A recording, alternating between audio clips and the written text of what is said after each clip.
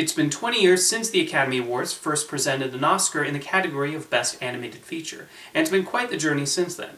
While not without its controversies, this prize has brought attention to a number of films and shows how animation has evolved over the past 2 decades, and I'm going to look over its history. One of the questions people have about this category is why it was not introduced earlier. Animators had actually been lobbying for one for a while, but there just weren't enough animated features coming out per year to justify it. In the American film industry, that was a field largely dominated by one studio.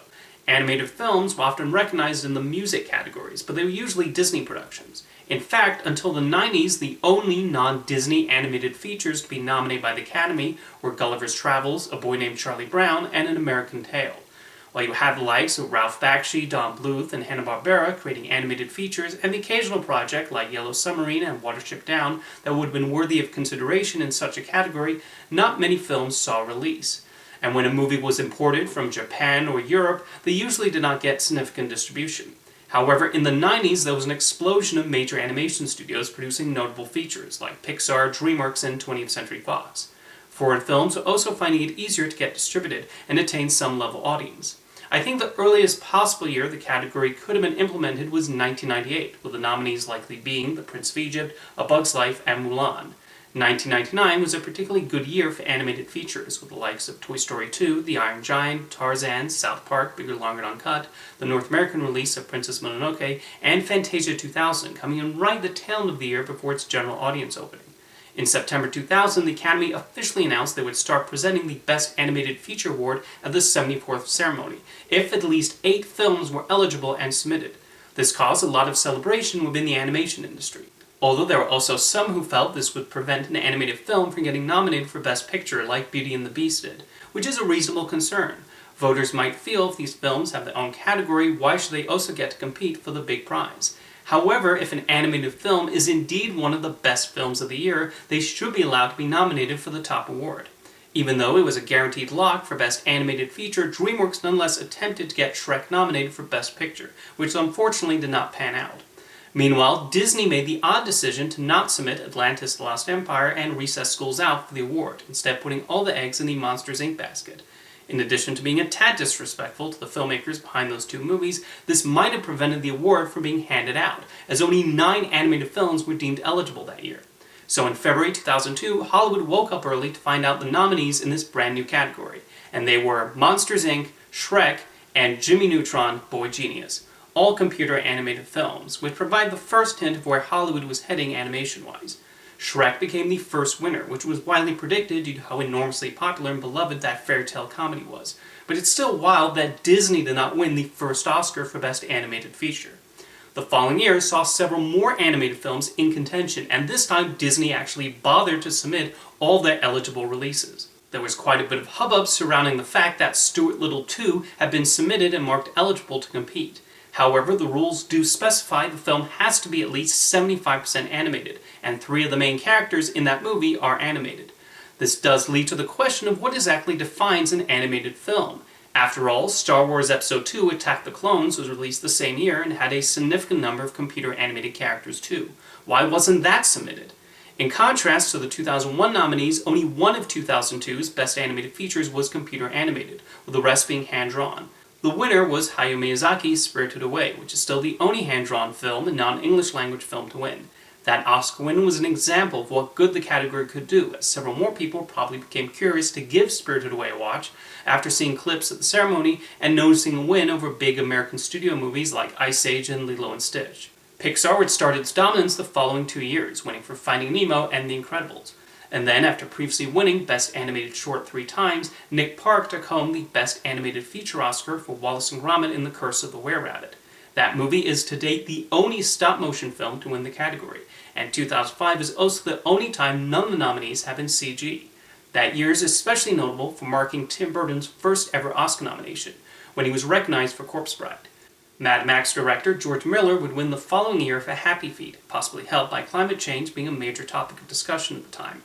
After voting for An Inconvenient Truth in Best Documentary, would Academy voters support the animated film about penguins trying to save their home, or the animated film about the gas-guzzling cars? Pixar would have a 4-year winning streak from 2007 to 2010, and played a bit of a role in Best Picture expanding in 2009. WALL-E received some of the best reviews of 2008, even being named the best film of the year by the Los Angeles Film Critics Association. It got 6 Oscar nominations, but none were in Best Picture, which disappointed many. WALL-E, as well as The Dark Knight, being excluded, thus led to the decision to expand the top category, and Up and Toy Story 3 would benefit from this by being nominated for Best Picture the next 2 years. 2009 was also notable for signaling the arrival of an exciting new animation distributor. Eric Beckman, who ran the New York International Children's Film Festival, wanted a way to bring more attention to independent and foreign animated films.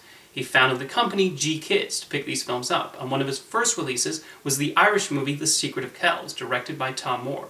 Shocking many when it was nominated for Best Animated Feature, G-Kids has since become a staple of the category, a few times even receiving multiple nominations in a single year. They even became Studio Ghibli's American distributor after their partnership with Disney ended. That's one of the neat things about this category's existence. How many people would have heard of The Secret of Kells if it did not receive that Oscar nomination? Or The Triplets of Belleville? Or Persepolis? The attention gained from their nominations not only helped inspire more companies to pick up smaller and international animated films in the hopes of getting Oscar recognition, but aid the filmmakers in their search for funding. One filmmaking style that has largely been ignored in Best Animated Feature is motion capture. The aversion to rotoscoping was first evident when Richard Linklater's Waking Life was not nominated. Robert Zemeckis' The Polar Express was also pegged for a possible nomination, but ultimately did not get in.